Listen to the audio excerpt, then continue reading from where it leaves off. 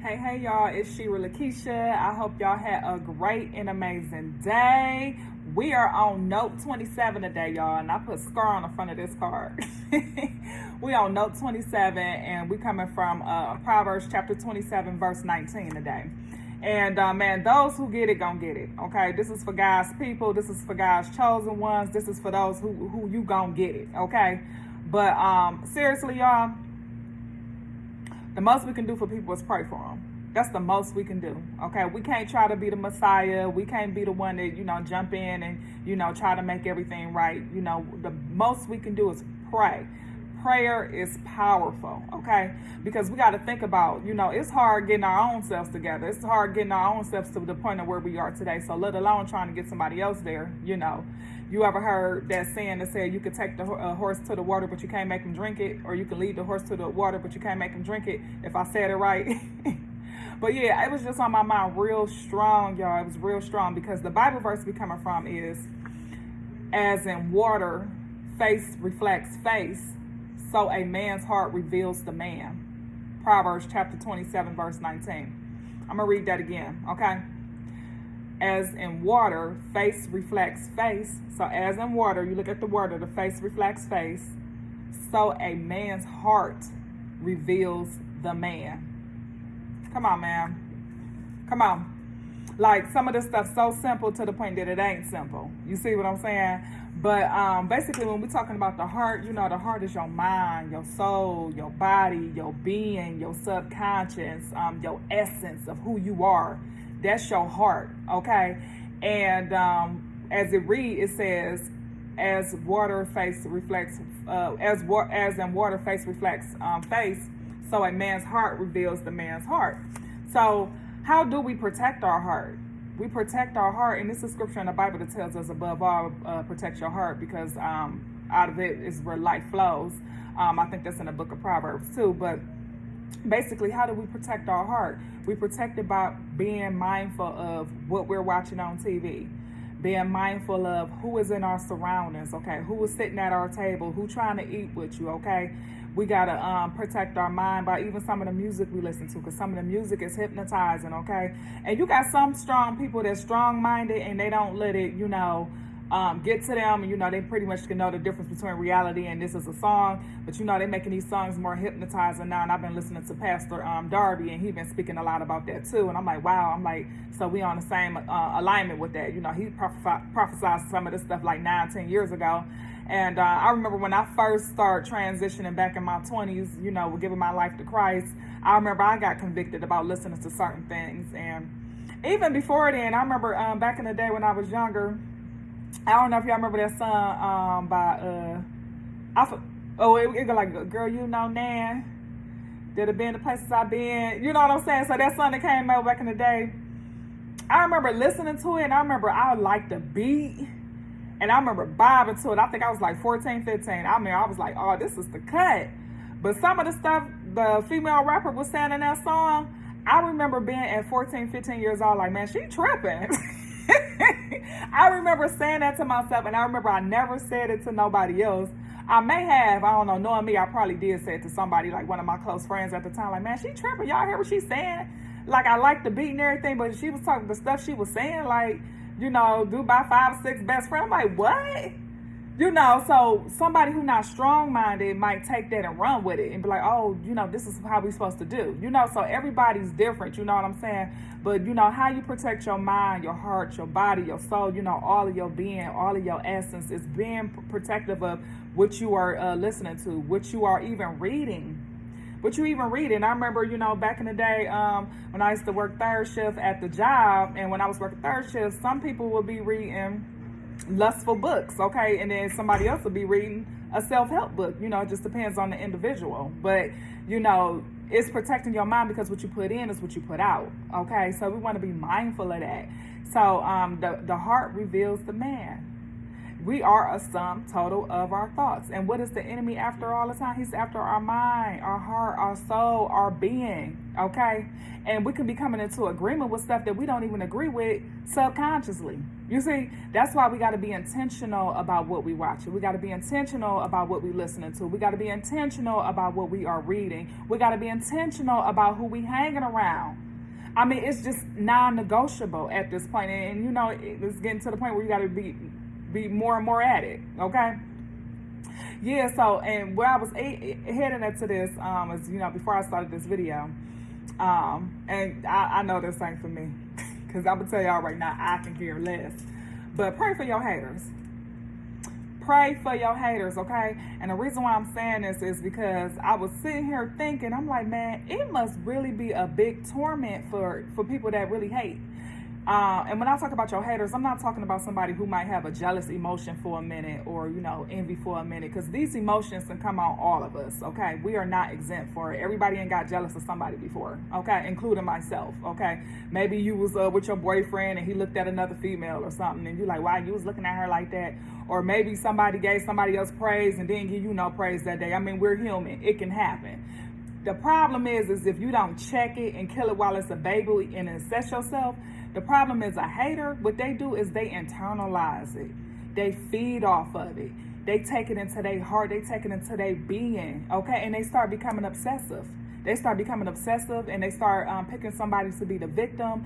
And it's really sad. They really got a demon they fighting with. They fighting with a demon. And I was sitting here, I'm like, man, it must really be hard for a hater. Like, they really can't control themselves sometimes. And that's why, you know, the word tells us to pray for our haters, okay? Because it's beyond us.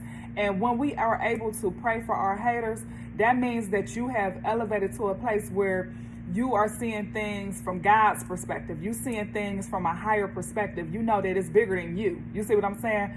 You got some people, and you know, this is talking to my, you know, my chosen ones. I'm talking to my people of God out there. If y'all like me, you don't want nobody hating on you. You don't find pride in that. You don't take no joy in that or nothing. You don't look at it like, oh, I must be doing something, they hating on me. You actually got people that actually want people to hate on them, okay? But if you like me, and a lot of y'all are who probably watching this video, you don't want nobody hating on you. Matter of fact, you probably be like, what they hating on me for? I ain't nobody to hate on. You probably even look at it like that, like, what they hating on me for? I ain't nobody to hate on, because I know I've done that in the past. Like, what? Like, I'm confused. But it's bigger than you. You see what I'm saying? And, you know, it's a scripture that it was in the Bible. I think it was yesterday for our note 26. And I don't even know where it is right now. But it was talking something about, I ain't going to even try to find it right now. Oh, dang. But it was talking something about, you know, that it say something like, you draw nigh with your lips, but your heart is far from me. It was something in that nature where it was saying basically, you know, they words tell you that they love you. They words tell you that they their friend, but you know, really they your enemy. Okay. And I was trying to look for it just now, but I can't find the scripture, but y'all will probably be able to Google it and kind of put it together. But what I'm saying is, how do that reflect to this verse right here? It reflects to this verse because it says here, it says, a man's heart reveals the man. So, you know, I know we out here always trying to help people and be like, oh, you know, such and such depressed. And, you know, depression and stuff is real. You know, people have, you know, are medically ill, you know, depending on the individual. But you got some people that bring a lot of stuff on themselves.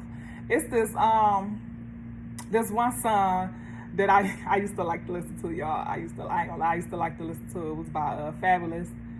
And I think it had a little Uzi in it or something, but it was called Go Yard Bag. And in the song, it was like, stop all the hate and then you'll make it too. It was kind of like they self-inflict themselves with this hate. You see what I'm saying? And we don't know how deep that will run with some people. You have no idea how deep that will run, how they are being tormented by demons with the level of hate that they got in them. Okay? Give y'all a quick story is, you know, back in my days, y'all know I got my insurance. And the reason I got a big story about that, because I did it for 10 years. It was a lot of my 20s I did that, you know. I was kind of covered and that's all I did. So, but I remember I was in sales and, you know, one time I went outside to my car and I had eggs all over my car. And I'm like, who would throw eggs all over my car? And I remember thinking to myself, and it was just, I was just baffled. Like, I couldn't sleep at night. I'm like, who would do this? And I'm like, I'm talking to God, like, did I do something? I'm like, I ain't sleeping with nobody, man. You know, that's some stuff you do if you out here doing some stuff. I'm like, I ain't out here messing with nobody, man, and nothing like that. I'm like, who would do this? Like, I was completely lost to who would do it, okay? And so I was like, okay, so I let that slide. Then another time I go outside, and then threw tomatoes all over my car. So the first time they threw eggs, then the second time they threw tomatoes all over my car. I'm talking about it smeared. And I'm like, who did? I'm like, what's going on? So, I go tell my office managers and stuff. I'm telling them, like, hey, what's going on? I'm like, do y'all have a camera footage? They talking about they can't find the camera footage and all of this stuff. So I'm concerned at this point. I'm like, who is doing this? I'm like, I didn't do nothing to nobody, because I couldn't think of nobody I did nothing to make them want to do that. And, I had told my mom about it. And my mom, I remember she told me, she said, drink a glass of water before you go to bed. And she said, pray and talk to God and to ask him to show you who did it. And I did what my mom said.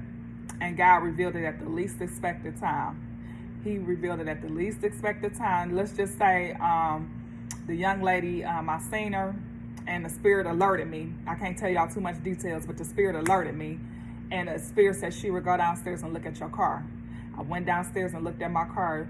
She had walked from the back door all around to the front, and I seen her footprints, because it was snowing outside. I seen her footprints around my car. It went from the back all the way up to the front where my car was parked, and then she walked around my car. And I was like, wow, God gave me confirmation that she did it. He gave me confirmation that she did it. But where I'm going at with this is, I would have never expected it to be that girl. Like, she was younger than me, and I looked at her like, hey, she cool. Every time I seen her, I say, oh, hey. And she say, hey.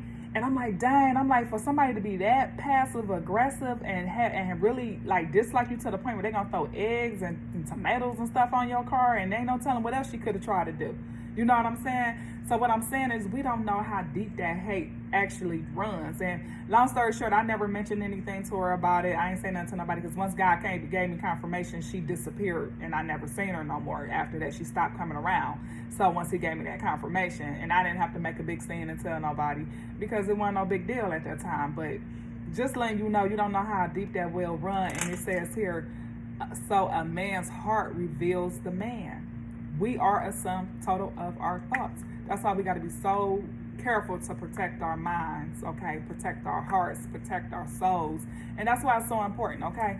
So anyways, y'all, I just felt led to share that with somebody, because maybe you experiencing that. Maybe you experiencing some people that's, lightweight hating on you, and you're not the kind of person who want nobody hating on you, because that ain't cute. You don't want nobody hating on you. You're not that kind of person that really kind of bother you. I just want you to know that that's a distraction of the enemy to try to get you off your purpose. Stay focused on your purpose. That's why they say, just pray for your enemies and stay focused on your purpose, okay? Because they are in more torment than you, believe it or not. And you understand, when you're walking with the Lord will protect you. God will provide, okay?